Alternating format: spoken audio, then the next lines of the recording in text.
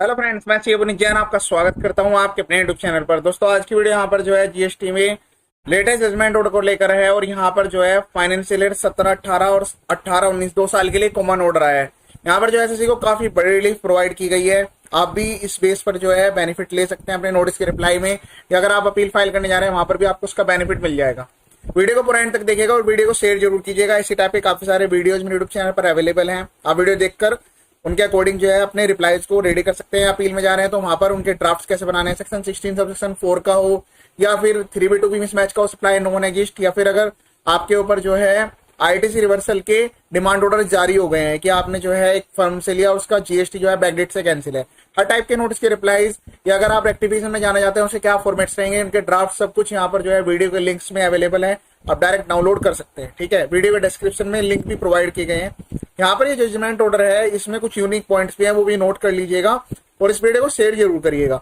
Common issue पर था, यहाँ पर रिट पिटीशन फाइल की गई है। इम्बंच ऑर्डर जो है कि 17-18 के लिए पास किया गया है उसको, और 18-19 के लिए जो किया है उसको क्वैश किया जाए। और यहाँ पर जो है इन्होंने रिक्वेस्ट किया है कि इसको दोबारा से रीओपन कर दिया जाए इशू को, और यहाँ पर पर्सनल हियरिंग की अपॉर्चुनिटी प्रोवाइड की जानी चाहिए। पर्सनल हियरिंग के बाद जो है एसएससी को जो एडिशनल एविडेंस है वो भी अलाउ होनी चाहिए, ताकि वो यहाँ पर अपने डॉक्यूमेंट्स को सबमिट करके अपने फेवर में ये जो है जो रिजल्ट्स हैं फाइनल ऑर्डर के वो एसएससी के फेवर में आ सके। अब यहाँ पर फैक्ट देखिएगा किस बेस पर या किस बेस पर यहाँ पर एसएससी ने क्या फैक्ट सबमिट किए कि ऑनरेबल कोर्ट ने एसएससी को रिलीफ प्रोवाइड करी। तो यहाँ पर ये ऑर्डर पास किया गया है डिपार्टमेंट के द्वारा। असेसमेंट 17-18, 18-19 का है। Since in both cases these writ petition, the petitioner company is one and the same, and the issues pertaining to the assessment order of the different years, these writ petition are disposed of by this common order. दोनों के लिए same common order आया है। ये एक firm है और ये पेपर प्रोडक्ट्स में डील करते हैं with A4 paper, paper board, files, carbon paper, writing paper. The petitioner firm was registered, ये जो फर्म है जीएसटी एक्ट में रजिस्टर्ड है। Respondent has conducted and inspection in the petitioner premises, और department की तरफ से जो है इंस्पेक्शन इनिशिएट किया गया है और उसमें जो है कुछ डिस्क्रिपेंसीज पाई गई। इनको जो है सोकोज नोटिस हुआ पर्सनल हियरिंग के लिए दिस डेट का। नोटिस जो है रिसीव किया गया पेटिशन के द्वारा बिलेटेडली, मतलब उनको बाद में मिला। उसके बाद इनको एक सोकोज नोटिस फर्दर भेजा गया। ये पहले वाला जून में था, उसके बाद जुलाई में आया, फिर उसके बाद अगस्त में आया। वो भी पेटिशनर को इशू किया गया। According to the petitioner she was suffered with cancer. उन्होंने कहा कि जी वो कैंसर से सफर्ड है, उन्होंने वो जो है ये हियरिंग अटेंड नहीं कर पाई, लेकिन उन्होंने यहाँ पर जो है रिक्वेस्ट की कि इसके लिए आगे फर्दर कोई डेट फिक्स कर दी जाए। डिपार्टमेंट ने जो है उनको अलाउ भी किया। Finally the respondent has fixed the personal hearing November, यहाँ पर जो है इनको 7 सितंबर की दे दी गई। पहले जून में आया नोटिस, फिर जुलाई में आया, फिर अगस्त में आया, फिर उसके बाद ये दोनों की जो हियरिंग की डेट थी ये 7 अगस्त की थी। तो उन्होंने कहा कि ठीक है, आप 1 महीने का एक्सटेंशन ले लीजिए। अगली जो डेट रख दी वो 7 सितंबर की रख दी, 7 सितंबर। ठीक है, अब यहाँ पर 7 सितंबर की डेट रख दी गई। अब यहाँ पर जो पेटिशनर है, मतलब जो लेडी है, ये पेयर्ड हुई, लेकिन उस दिन जो है वो ऑफिसर जो है वो लीव पर थे। तो यहाँ पर देखिए कितना बड़ा यूनिक पॉइंट आ रहा है कि आपने यहाँ पर एडजमेंट के लिए रिक्वेस्ट की और उस दिन जो है ऑफिसर नहीं आए। तो अब आप वहां पर प्रेजेंट हुए, लेकिन अब प्रेजेंट हुए तो उस दिन तो आपके सबमिशन जो एक्सेप्ट नहीं होंगे, और फिर यहाँ पर ऑर्डर पास कर दिया गया। फर्दर अपॉर्चुनिटी नहीं दी गई। However the concern officer was on leave on that day, thereafter the order impugned the writ petition have been passed without providing an opportunity. अब इनको यहाँ पर जो है अपॉर्चुनिटी नहीं दी गई। अब अगर किसी को यहाँ पर अपॉर्चुनिटी नहीं प्रोवाइड की जाएगी तो आप ये बात देखिए कि उसके अगेंस्ट में ऑर्डर पास हो गया। पहले तो उन्होंने एडजमेंट करी, एडजमेंट के दिन जो है ऑफिसर नहीं थे, तो अगर ऑफिसर वहां पर नहीं थे तो उनको फर्दर डेट मिलनी चाहिए थी।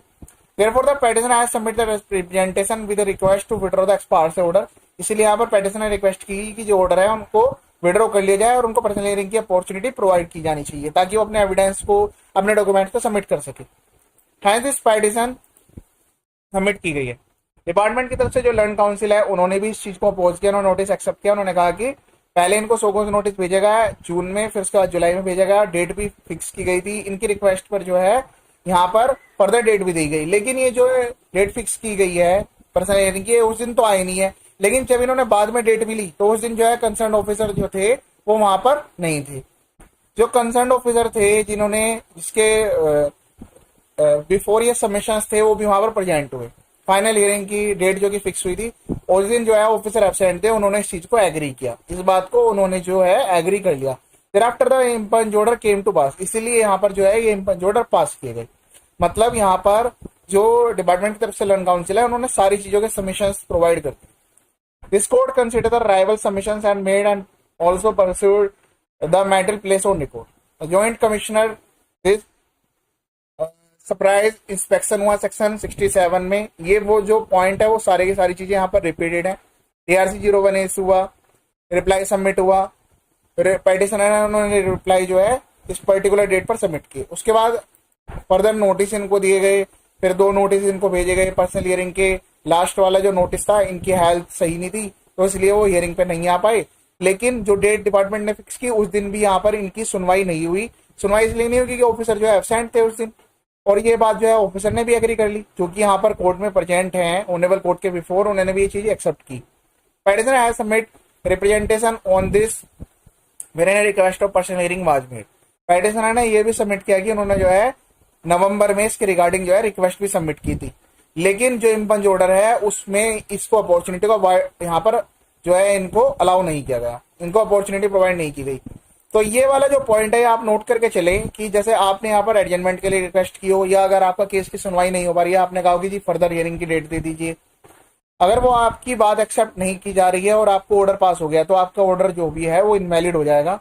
ये वाला जजमेंट ऑर्डर नोट कर लीजिएगा, इसके बेस पर जो है आप अपने नोटिस को और ऑर्डर को इनवैलिड करा सकते हैं यहाँ पर, ठीक है। आप इस वाले जजमेंट को यहाँ पर नोट कर लीजिए।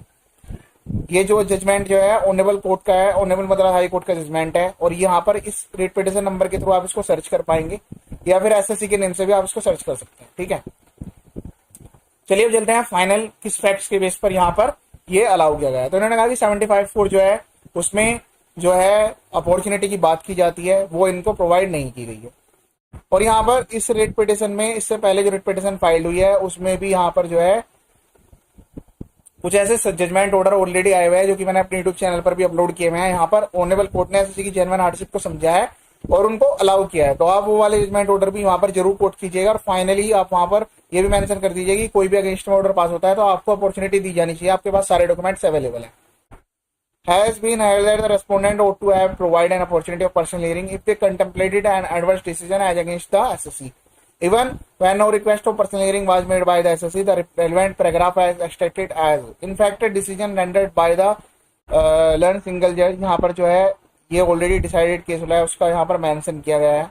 उस केस में भी सेम इसी टाइप के इशूज थे और वहां पर जो है पर्सनल हियरिंग के लिए अपॉर्चुनिटी SSC को दी गई थी, और जो फाइनल ऑर्डर पास किए जाएंगे वो स्पीकिंग ऑर्डर होंगे, ये भी ऐसा वहां पर लिखा गया था।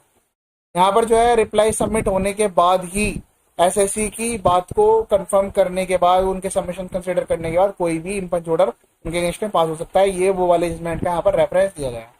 Here in the present case on hand, the petitioner has submitted representation। यहाँ पर जो है SSC ने सबमिट किया है, उन्होंने जो है अपने रिप्रेजेंटेशन सबमिट किए थे नवंबर में कि ये जो डेट है उसको यहाँ पर एक अपॉर्चुनिटी देते हुए इनको अलाउ किया जाना चाहिए। इन व्यू ऑफ द अबव, इसीलिए यहाँ पर जो है डिसीजन है SSC के फेवर में आ रहा है। जो इम्पंच ऑर्डर है वो सेट असाइड कर दिए गए इस रिट पिटिशन में जो चैलेंज किए गए थे 17, 18, 18, 19 के लिए। इसी तरह से आगे वाले सालों के लिए 19, 20, 21, 21, 22 किसी भी साल के लिए आप इसको यूज कर सकते हैं। द इशू रिमांड बैक, जो इशू है ये रिमांड बैक कर देगा रेस्पोंडेंट को फ्रेश कंसिडरेशन के लिए। Petitioner shall appear before the respondent, personal hearing के लिए जो है ये अपीयर होंगे एक पर्टिकुलर डेट पर without expecting any separate notice from the respondent. इसके अलावा उनको कोई भी अलग फर्दर कोई नोटिस नहीं दिया जाएगा। रेस्पोंडेंट उसके बाद जो है डिसीजन लेके इनको अपॉर्चुनिटी प्रोवाइड करने के बाद और यहाँ पर 4 वीक्स का टाइम दे दिया जाएगा। तो इस तरीके से ऑनरेबल कोर्ट के बिफोर यहाँ पर रिट पिटिशंस में काफी बड़ी बड़ी रिलीफ प्रोवाइड की जा रही है, वो किसी भी मैटर पे हो। हालांकि सेक्शन 16 सेक्शन 4 के केस में तो यहाँ पर रिलीफ नहीं आई है। अभी इसका जो फाइनल जजमेंट ऑर्डर है वो ऑनरेबल सुप्रीम कोर्ट में पेंडिंग है। जैसे कोई भी जजमेंट ऑर्डर आता है तो आपको उसके रिगार्डिंग अपडेट किया जाएगा। इस वीडियो को शेयर कीजिएगा। चैनल का जो पर्पज है फुली एजुकेशनल है, आप वीडियो देखेंगे तो आपको 100% कुछ नया सीखने के लिए मिलेगा। ये वीडियो देखने के लिए थैंक यू सो मच।